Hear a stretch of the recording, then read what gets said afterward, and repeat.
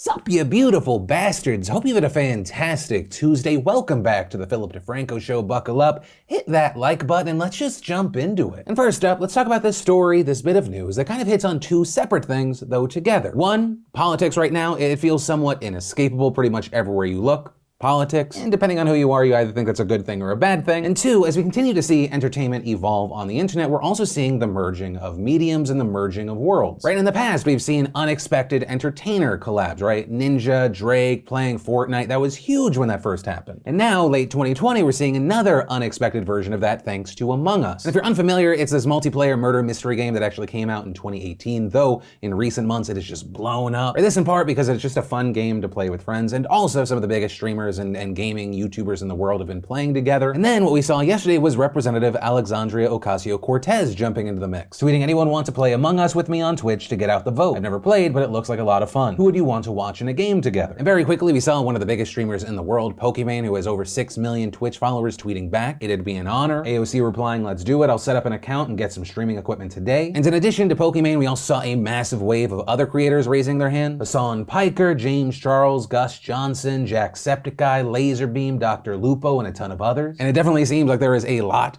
of hype for this. AOC already has a verified Twitch channel, and it already has now nearly 200,000 followers. So we'll definitely be keeping an eye out to see who participates, what kind of viewership this brings in, what is the chat like. I'm very intrigued to see what this looks like. I will also say it's been very interesting to see how the Democrats have been using video games to kind of get the youth vote, youth engagement. Earlier this month, for example, we saw Biden launching a virtual headquarters in Animal Crossing, which I will say initially sounded ridiculous to me. Not Pokemon Go to the polls ridiculous, but still odd. But seemingly with this effort, they know who they are targeting. I've seen a number of viral TikToks featuring the island, which also intelligently includes ads for the I Will Vote website, as well as an election day checklist. But yeah, main point, this is gonna be an interesting thing to see. Also, on the note of, wow, that's gonna be interesting to see, let's talk about this news around the Commission of Presidential Debates. They, after the embarrassing nightmare fest that was the first debate, have now put a new measure in place ahead of Thursday's debate. Right, the first one was widely viewed as chaotic, riddled with interruptions. In fact, according to a Washington Post analysis, Trump interrupted Biden 71 times while Biden interrupted Trump 22. And so what we saw in this announcement was the commission say that to ensure each candidate is given 2 minutes of uninterrupted time at the beginning of each 15-minute debate segment, the other candidate's microphone will be cut, with them adding, for the balance of each segment, which by design is intended to be dedicated to open discussion, both candidates' microphones will be open. And saying that during the open discussion periods, they hope that candidates will respect each other's time to advance civil discourse for the benefit of the viewing public. Also, if you're unsure of why I laughed there,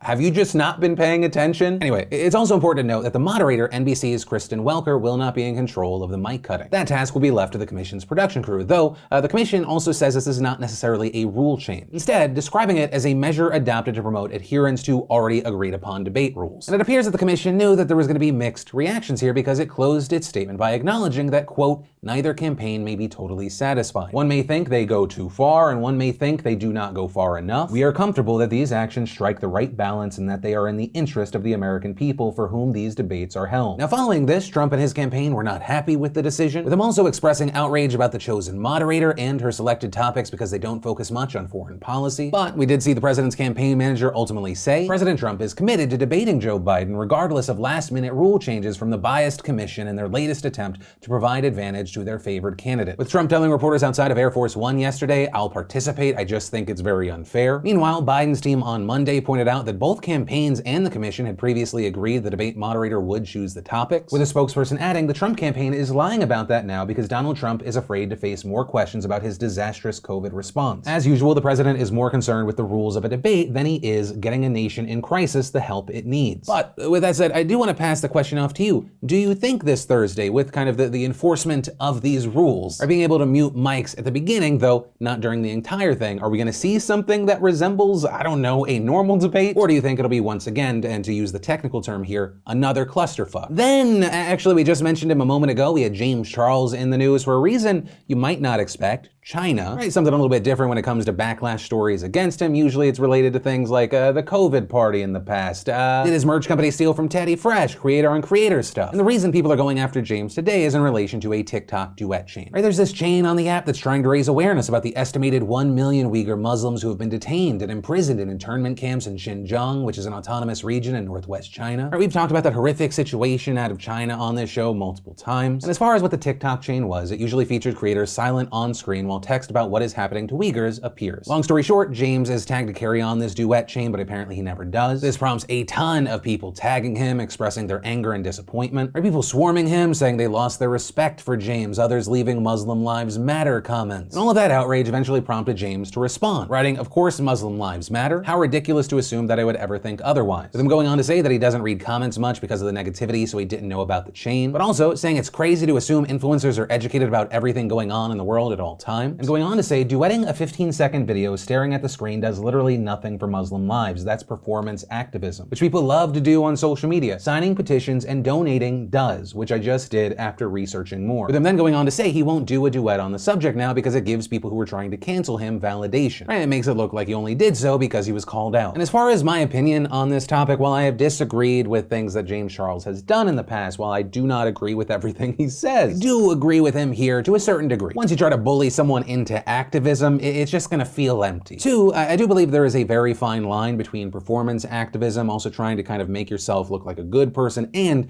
genuinely raising awareness on a topic, possibly causing change. I will say here that does get a little bit muddy because you have to kind of assume intent. And three, I think it does bring up a very valid question, and obviously it comes from the cynic part of my brain. You know, how many of these other massive creators who are part of this duet chain that most likely pushed them even further in the TikTok algorithm, getting them more followers, actually donated or did something more than the video? How many of them just kind of blindly copy and pasted this text into their TikToks versus people then researching more, signing petitions, donating? And I don't say that to attack those other creators, but it's something that as a viewer, a consumer, we need to keep in mind. That said, I will say I do struggle with it because while I do think that there are a number of people that are, it is performative bullshit, at the same time, it does hopefully raise awareness and hopefully then people do take the next step to further understand what's happening. Because as we've talked about on this show numerous times previously, it is truly horrific what is happening. But yeah, with that said, I would love to know your thoughts. One, on the general concept of what this chain is supposed to accomplish, and then two,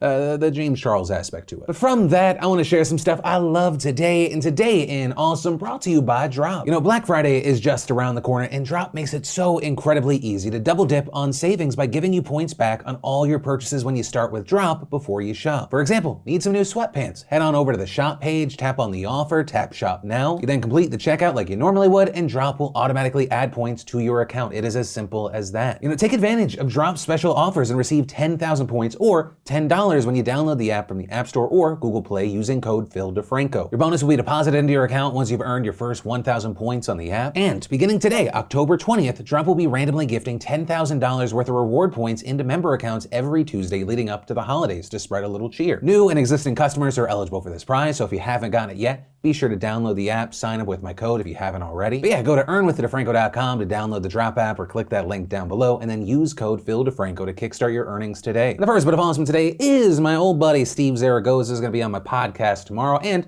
if you want a quick taste or just something to distract you in the moment, today on the Clips channel I uploaded our first clip. And if you're not already, be sure you're subscribed to youtube.com/ACW and ACW Clips. Then we had Paul Mescal going undercover on YouTube, Twitter, and Wikipedia. We had Binging with Babish giving us the world's hottest Bloody Mary. Glamour gave us men ages 5 to 75 answering what's your most embarrassing memory. Then Disney gave us a special look at season 2 of The Mandalorian, which WoW comes out on October 30th. Then we got episode 1 of Bazinga's YouTube original series. Dude Perfect gave us a giant pumpkin carving contest. And finally we had Minute Earth giving us why doesn't all thunder sound the same. And if you want to see the full versions of everything I just shared, the secret link of the day, really anything at all, links as always are in the description down below. And then let's talk about some not so great news for Google thanks to the Department of Justice. So this morning we learned that the DOJ will be filing an antitrust lawsuit against Google, which, I mean, this has been a long time coming. Right? The investigation into the company lasted over a year, with the DOJ's criticism of Google starting back in summer of last year when they announced a broad review into big tech companies, with the department saying they'd be probing several aspects of multiple tech giants, including Google. And as far as the specifics of this case, you have the Wall Street Journal saying that the suit will accuse Google of a couple of major things, starting with allegations that Google is maintaining its status as a gatekeeper to the internet through unlawful exclusionary and interlocking agreements and contracts that block competition, also accusing Google of using billions of dollars made from ads on its platforms to pay major mobile phone creators to make Google Google its default search engine, right? Essentially saying that because Google pays so much to be the default search engine on things like Safari for Apple and other places, there's just no room for competition to really break through there. The Journal also reporting that the suit will hit Google for arrangements where the Google search application is preloaded and cannot be deleted on mobile Android devices, further claiming that Google is unlawfully preventing competition from being preloaded on phones under revenue sharing agreements. And with this announcement, you had DOJ officials giving a press briefing this morning, with Deputy Attorney General Jeffrey A. Rosen saying, if the government does not enforce the antitrust laws to enable competition, we could lose the next wave of innovation. If that happens, Americans may never get to see the next Google. As for the details of the suit, attorneys general from 11 states will be joining it, and possibly more in the future. And understand, the reason I'm talking about this is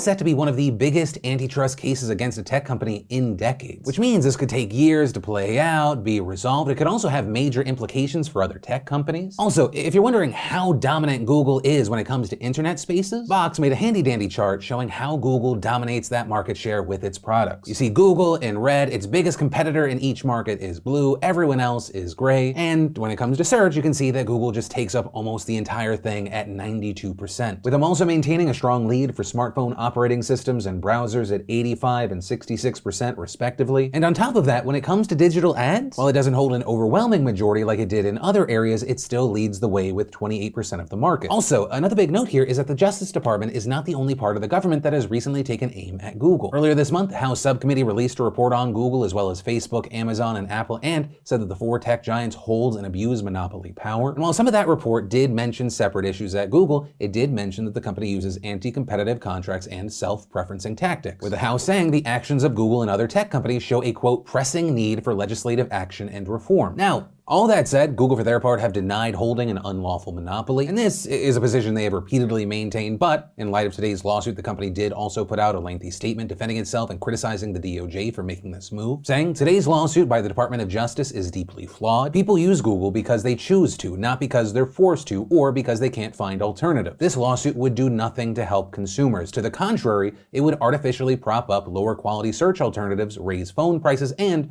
make it harder for people to get the search services they want to use. Also, as far as more specifics, Google says that the DOJ is relying on what they call dubious antitrust arguments, also comparing the agreements that they have with companies like Apple to a cereal brand paying a grocery store to stock its boxes at eye level in the store. And actually, when it comes to Apple specifically, Google claims that it is the default in Safari because Apple believes Google to be the best, and that their agreement is not exclusive, right? Bing and Yahoo are also featured in Safari, with Google further arguing that current technology allows people to download apps and change their settings very easily, and adding, the lawsuit claims that Americans aren't sophisticated enough to do this. But we know that's not true. Now, as far as what to expect or what could happen with this lawsuit, the Wall Street Journal says that if Google loses, there could be court-ordered changes to its operations, potentially to create openings for new rivals. But if Google wins this could create a huge hurdle for the government's growing criticisms of big tech companies, right? Possibly complicating other investigations or prompting Congress to take the issue into their hands. But ultimately, that is where we are with this. Like I said, don't hold your breath. This could take years. But for now, I'd love to know your thoughts here. What do you think is going to happen? What do you want to happen? And then let's talk about big election and voting news. As we're getting closer and closer to November 3rd, we're seeing a number of these stories popping up across the country. The first being that yesterday, the Supreme Court denied a request from Pennsylvania's Republican Party related to mail-in voting. Notably, their request would have shortened the deadline for absentee ballots to be received by several days. And the reason we saw this request was because last month, the Pennsylvania Supreme Court sided with Democrats, granting them an extension to the deadline in which mail-in ballots could be received, moving it from 8 p.m. on Election Day, right, November 3rd, to 5 p.m. on the following Friday, November 6th. And they are citing several reasons, including potential mail delays and the fact that state law allows mail-in ballots to be cast on Election Day. But to be clear there, if you are in Pennsylvania, your ballot still needs to be postmarked by Election Day. It just doesn't have to be received by election officials until that Friday. You know, with that decision, you had Pennsylvania's GOP accusing the state Supreme Court of exceeding its powers and unconstitutionally changing election law. It then, like I said, goes to the Supreme Court, where yesterday we saw Chief Justice John Roberts joining liberal judges Sotomayor, Kagan, and Breyer in denying the request, meaning the Supreme Court was deadlocked 4-4, and when the court is deadlocked, the decision from the lower court remains in place. So with this decision, you had Democrats cheering the news, especially since Pennsylvania is a key swing state, and this extension could decide the fate of thousands of ballots. Though this decision, and specifically the 4-4 vote, brings up the fact that very soon the Supreme Court will be looking different, right? If, and I use if very loosely here, Judge Amy Coney Barrett is confirmed to the Supreme Court, we could see her on the bench as early as the week before the election, meaning that if more election-related cases come before the Supreme Court, she could very likely become the deciding vote in situations like that. Then, in other election news, this past past Friday, an appeals court in Michigan ruled pretty much exactly the opposite of what we saw in Pennsylvania, ruling that ballots must be received by 8 p.m. on Election Day or they will not be counted. And that decision overturning a lower court decision which had ruled that ballots postmarked by November 2nd could be counted if they were received within 14 days of Election Day. Also, in Texas, while it is not related to mail-in voting deadline, yesterday we saw there an appeals court rule that state election officials can reject mail-in ballots over mismatched signatures. And notably, they're doing so without giving voters a chance to appeal. So essentially, if election officials decide that a signature on a ballot cannot be verified, they are allowed to reject that ballot without notifying voters until after the election. And like in Michigan, that appeals court overturned a lower court ruling that would have required the Texas Secretary of State to either advise election officials not to reject mail-in ballots because of signatures, or require them to set up a notification system that gave voters a chance to challenge a rejection. But what we saw in Texas was an appeals court judge saying that requiring either process would compromise mail-in ballot integrity, and adding Texas's strong interest in safeguarding the integrity of its elections from voter fraud far outweighs any burden the state's voting procedures place on the right to vote. And with that, we saw groups like the League of Women Voters of Texas calling the decision deeply disappointing because it allows the state to shirk its responsibility to ensure that each vote is counted during an incredibly important election while a deadly global pandemic rages on. And so of course it brings up this question of how many votes are going to be thrown away. I mean, we could be looking at record-breaking numbers, especially because so many people are already voting. According to the US Elections Project, Texas is leading the country in votes with over 4.7 million already being cast. But that's also not something that's just limited to Texas. Voter turnout across the country is up right now. In fact, Florida opened its in-person early voting period yesterday to record-breaking numbers with reportedly more than 350,000 people casting ballots. But it's also not just in-person voting. Over 2.5 million people in the state have already cast mail-in ballots. That is more than double the 1.2 million that had been cast in the state by this time in 2016. However, while voter turnout is up, and that is a great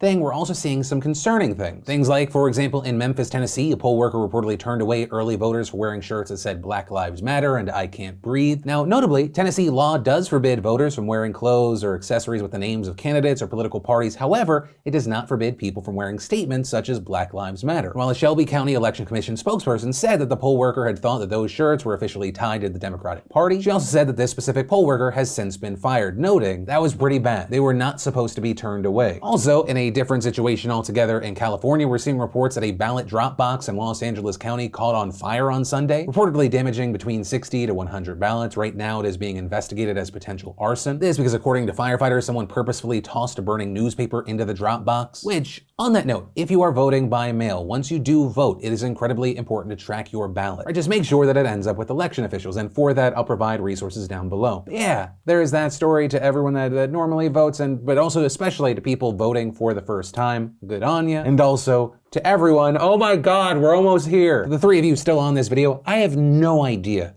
what it's gonna look like after November 3rd to November 10th. I feel like a lot of us in our day-to-day interactions try to put a smile on our face and act like we're not in a speeding school bus headed potentially towards a wall. And I guess on that happy note, that's where I'm gonna end today's show. As always, thank you for being a part of my daily dives in the news. Also, if you're new here, definitely join the family, hit that subscribe button. Hey, maybe even text me at 813-213-4423. But with that said, of course, as always, my name's Philip DeFranco. You've just been filled in. I love yo faces, and I'll see you tomorrow.